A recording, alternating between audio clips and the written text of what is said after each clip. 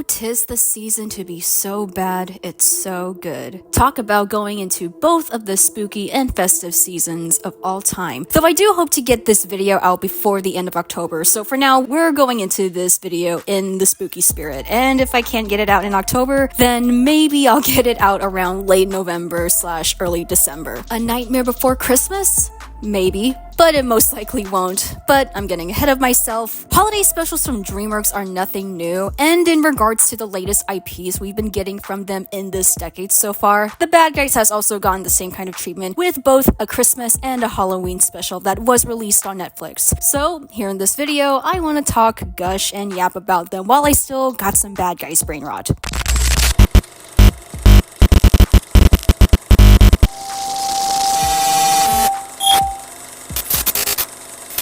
So I've been contemplating on whether or not I should make this kind of video, and if I didn't have it in me to do so, I think I would just share my overall thoughts about both holiday specials on Twitter, and then I was like, yeah, I guess I'll make a video regarding all of this. Now, whether or not you've been a frequent follower of mine for quite some time, and whether you follow me either for my art or my videos, heck, maybe even both, you probably know about how much I feel about The Bad Guys on a general basis. While it was a film where its story felt cliche and some of its jokes falling flat, I definitely had a fun and good time with it, especially when it comes to the characters and animation. And having to go into the film and its fandom felt a bit reminiscent to my Zootopia days, especially when it comes to the furry side of things. Also, please don't hit me with asking Zootopia or Bad Guys because I think it's such a dumb question for one, and secondly, I don't even want to be near such discourse within a 10-foot pole. But I digress. The Bad Guys came out during what I'd like to argue the year where DreamWorks owned it with the films they released around that time, and during this decade so far, 2022. Of course, The Bad Guys and as well as Puss in Boots: The Last Wish. Both films having stylized animation and as well as hot wolves. Don't at me about this. All in all though, after seeing The Bad Guys, I believe that there could be franchise potential with the film, especially as a new DreamWorks IP. So far, we got 2 holiday specials, a Christmas one and a Halloween one, and as well as an upcoming sequel to be released in 2025 next year. Sequels for both Bad Guys and Zootopia being released in 2025. You love to see it. 2 for the price of 1, at least for me. I am inspired.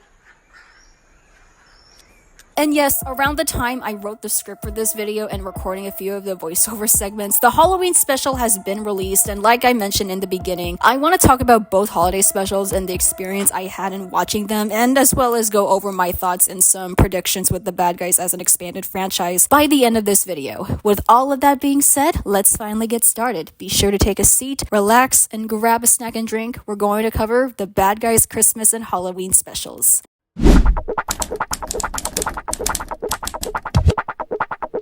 Before we start covering the holiday specials, let's do a quick rundown on the subject that's integral to the story, and that would be none other than DreamWorks Animation's 2022 film, The Bad Guys. The film is actually based on the illustrated children's graphic novel series of the same name written by Australian author Aaron Blabey, with the books running from 2015 to 2024 with a total of 20 books. The books revolve around a gang of anthropomorphic animals known as, well, the Bad Guys, who attempt to perform good deeds to change society's perception of them as criminals. DreamWorks acquired the rights to the series to make an animated feature film adaptation, which was released on April 22, 2022. The film adaptation received positive reviews from critics for its animation, screenplay, humor, and voice acting, and was also a box office success, grossing $250 million worldwide. The film has even expanded into a franchise with the 2 aforementioned holiday specials and a sequel set to be released on August 1, 2025. A bit familiar to the premise of the books, and forgive me for being a bit repetitive and redundant, but it is important for some context. The film follows a criminal group of anthropomorphic animals who, upon being caught, pretend to attempt to reform themselves as model citizens, only for their leader to find himself genuinely drawn to changing his ways for good as a new villain has his own plans. The group consists of the pickpocketing Mr. Wolf and the leader of the Bad Guys, the safe-cracking Mr. Snake, and also Wolf's best friend, maybe even his boyfriend, the hacker Miss Tarantula or Webs, the master of disguise Mr. Shark, and the muscle Mr. Piranha. I think the best way I can describe the film is that it feels like the furry/anthro version of Grand Theft Auto and Ocean's 11, the latter being one of the pieces of media alongside Pulp Fiction, Lupin III, and Sherlock Hound that served as inspiration for the film version of The Bad Guys. Wolf's 5, if you will, or Wolf 6 if you include Diane Foxington, who's also a former thief known as the Crimson Paw. By the way, she has nothing to do with any of the holiday specials, unfortunately. Trust me, I know I'm a bit bummed out too that we couldn't see the wife again. Until next year. I actually don't know if the books have any heist elements just like how they were implemented in the film. Again, Ocean's 11 did serve as one of the inspirations for the film. So for anyone who's read the books, please let me know in the comments. So like I mentioned earlier and also in a previous video, I had a fun and good experience with this film, despite finding its story cliche and some of its jokes falling flat. Though the characters and animation really stole the show for me. If we gotta talk about any of the campy films that DreamWorks has done, I'd put The Bad Guys on a higher tier, yet it falls a bit low on said tier. To me, it's a bit mid, but it's a good kind of mid. All in all though, it's definitely one of my favorite DreamWorks films to come out during this decade so far, especially as a new IP. So if anything, I felt like there's potential in going further with the film as a franchise, which leads to the first of the two aforementioned holiday specials.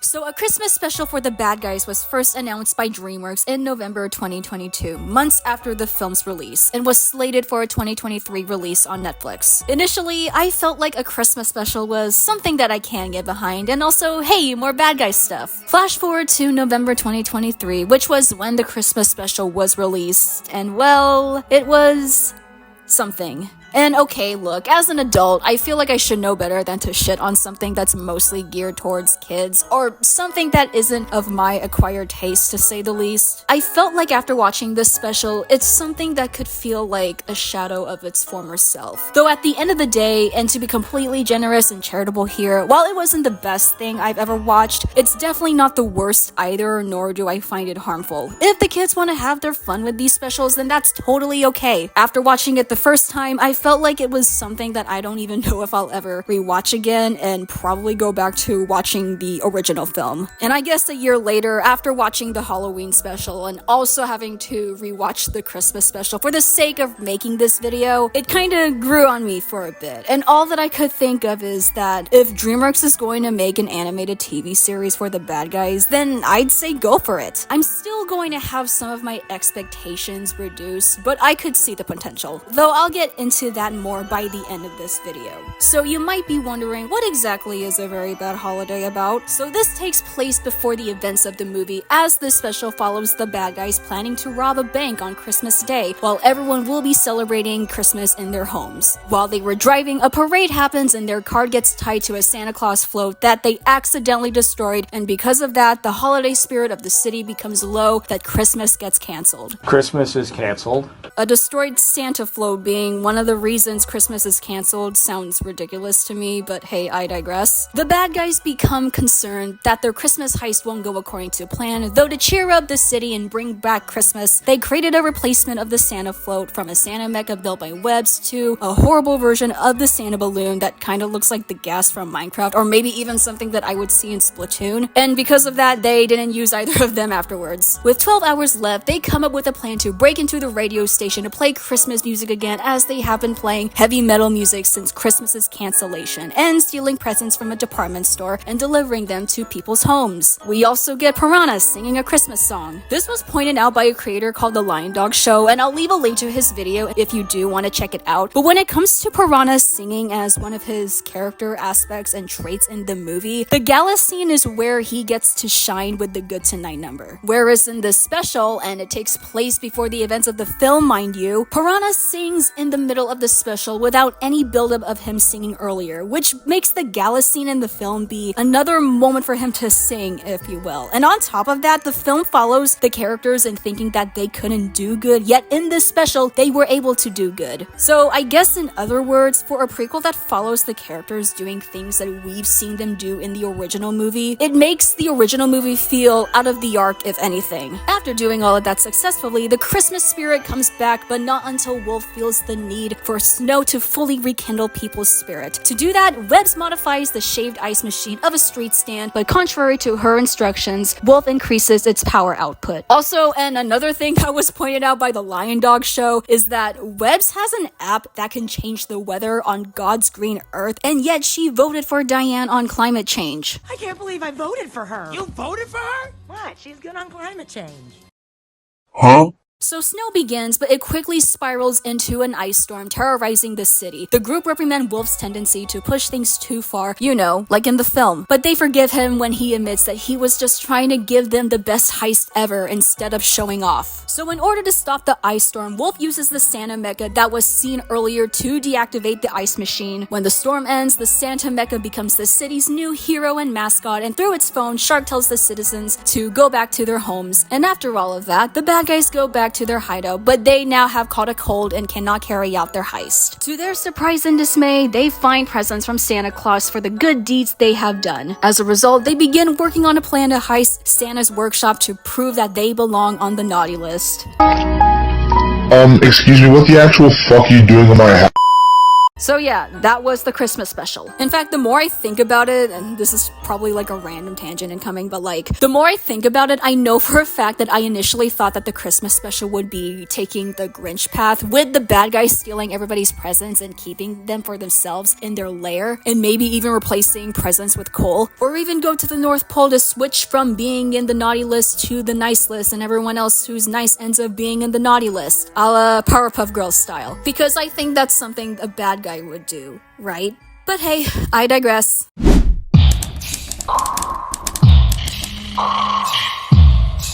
I think the most interesting thing regarding the Halloween special is that I've acknowledged it being something that's going to exist over this past summer through Twitter, though DreamWorks hasn't said anything about it until August. And on top of that, the Halloween special was slated to be released on October 3, 2024 on Netflix, on my 24th birthday of all days. Granted, I was going into this special with reduced expectations considering the underwhelming experience, if you will, that I had with the Christmas special. Though because the special was going to be released on my birthday, I might as well go in with a little bit of high spirits. And hey, more bad guys content once again. So this special follows the group going on a heist to steal a croissant-shaped amulet from a mansion belonging to a crook named Reginald E. Scary. And we also learn that Wolf is an absolute prankster, that every Halloween he pranks the others during a heist. They're pissed at him. So as they steal the amulet in the mansion, they encounter the haunted piano from the Eras tour. I'm sorry, I had to. I didn't play that, so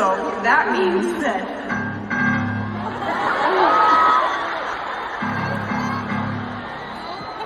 Oh my...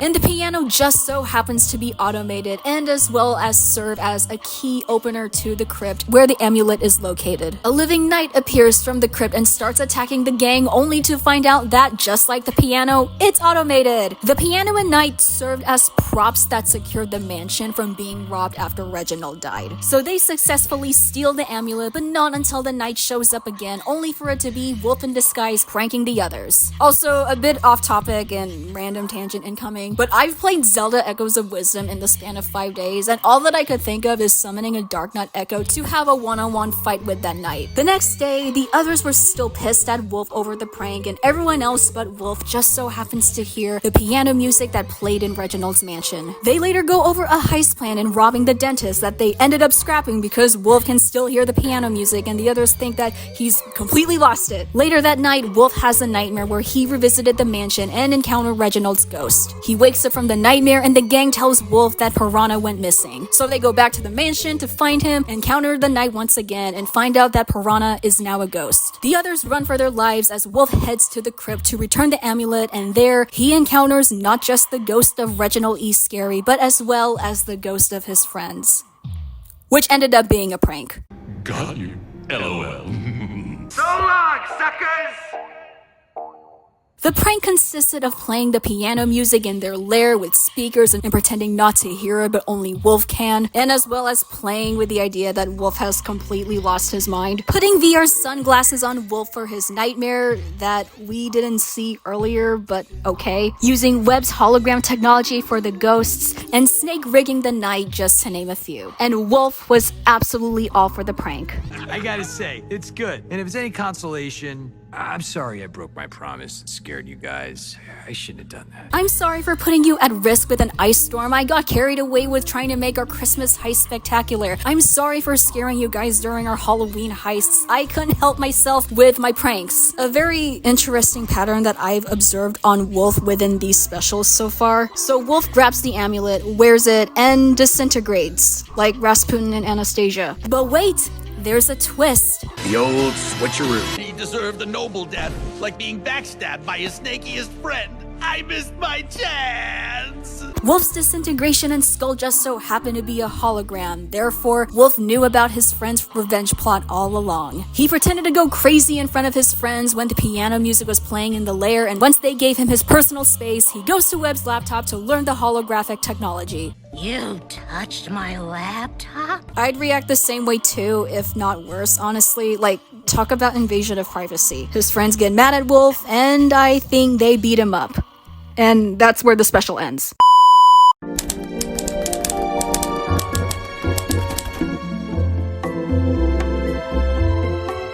The final verdict regarding these holiday specials: my Bad Guys Halloween and Christmas art pieces from last year have a bit of a better impact than these specials. And also, I think I enjoyed the Halloween special more than the Christmas one. I guess that's the October baby in me. Okay, in all seriousness though, and jokes aside, while these specials didn't have any wow factor and something that feels a bit like the lowest common denominator to the movie, if you will, I won't deny that I did have fun and enjoy them for the most part. They're something, but there isn't a lot to write home about at the end of the day. Again, I know it's mostly geared towards kids and something that isn't of my acquired taste, but I feel like ever since the film's release 2 years ago at this point, all that I could hope for is that for the potential as a franchise, even as a new DreamWorks IP, the quality would be competent yet solid. Sure, I did have my criticisms regarding the film's cliche story and jokes, but nonetheless, I still remain hopeful in exploring the story, characters, and world building more. So I guess to go over my thoughts and predictions regarding the future of the Bad Guys, I just hope that DreamWorks can play their cards right in having a franchise that can be competent and campy, yet consistent and quality. Unless it becomes a franchise that would be cursed, then so be it, but at the same time, I also don't want that to happen. But hey, sometimes we have our duds. So for now, I shall wait for what the sequel will deliver next year and what further potential the Bad Guys will get into as a franchise. I'm even certain that there's potential for DreamWorks in making an animated TV series for the Bad Guys, and like I said minutes ago, I'm absolutely all for it even if my expectations won't match the way I feel about looking into the movie. I mean, both specials started off with a Netflix series screen, so yeah, at this point just create a TV series. I'm even willing to bet it might happen sometime after the release of the sequel. And as we're nearing the end of this video, I'm sure you guys are going to scream at me and say, Hannah, you haven't mentioned the animation and voice acting in those specials so far. When are you going to bring it up now? Okay, as I was working on the script for this video, I pretty much got carried away with having to summarize each of the specials and go over some of my tangents that I barely mentioned the changes in animation and voice acting, especially the former. Between the film and holiday specials, the animation feels like night and day. I've mentioned how the stylized animation and visuals are one of the highlights of the film so many times at this point, whereas the animation in the holiday specials, it may be competent and serviceable, but it lacks the charm of that Spider-Verse-esque style. The dip in quality may be noticeable, but it's not the worst thing that I've seen in animation. Also, fun fact, and whether this will make you feel any better or worse, the production services that worked on these holiday specials are the same production services that worked on the Megamind sequel and the Megamind television series that was released in early 2024, and that being 88 Pictures. And just to be crystal clear, I hold no ill will towards the artists and animators over there, so I ask of you to please be kind and charitable to them and give them their kudos in working on making the animation competent. Leading to the voice acting, it was decent. The replacements for Wolf and Snake are solid.